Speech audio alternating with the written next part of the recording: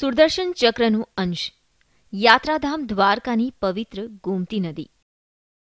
ગોમતી નદીમાંથી મળી આવે છે ગોમતી ચક્ર. ગોમતી ચક્રને કહેવાય છે સુદર્શન ચક્રનો અંશ. મહાભારતમાં પણ છે ગોમતી ચક્રનો ઉલ્લેખ. સુપ્રસિદ્ધ યાત્રાધામ દ્વારકા તીર્થ પર આવેલી પવિત્ર ગોમતી નદીનું અનેક રીતે ધાર્મિક મહત્વ છે.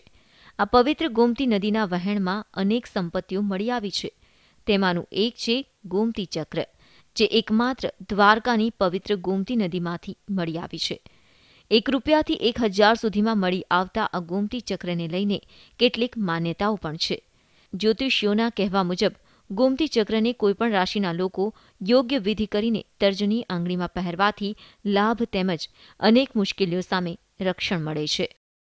પવિત્ર દ્વારકા યાત્રાધામમાં ગોમતી નદીના કિનારે એક ટર્બો નામનો શંખ થાય છે, જેમના રક્ષણના કવચ રૂપે એ ગોમતી ચક્રનું નિર્માણ કરે છે અને એમના દ્વારા જ એ ગોમતી ચક્ર દ્વારા એમનું પોતાના સમગ્ર શંખનું એમનું રક્ષણ મેળવે છે. અને જ્યારે એ કુદરતી રીતે જ્યારે એમનું મૃત્યુ થતાં એ ગોમતી ચક્ર રૂપે જે કવચ હોય છે એ ગોમતી નદીના કિનારે પ્રવાહ દ્વારા કિનારે ધસી આવતા અને એ લોકોને એ પ્રાપ્ત થાય છે.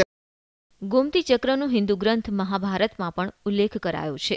એવું કહેવાય છે કે સુદર્શન ચક્રને બ્રહ્મ હત્યાનું પાપ લાગેલું અને તે પાપ દૂર કરવા ભગવાન દ્વારકાધીશે ગોમતી નદીમાં જળમાં સુદર્શન ચક્રનું પ્રક્ષરણ કર્યું અને તેના અવશેષો ગોમતી નદીમાં પડતા ગોમતી ચક્રો ઉત્પન્ન થયા.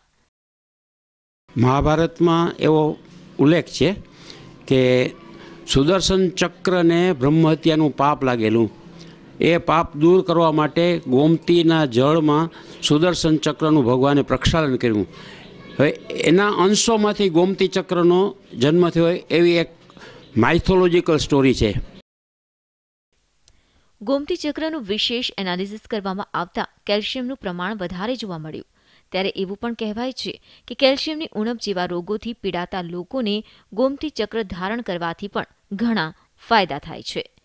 Rajnikant Joshi, ETV news, Dwarka.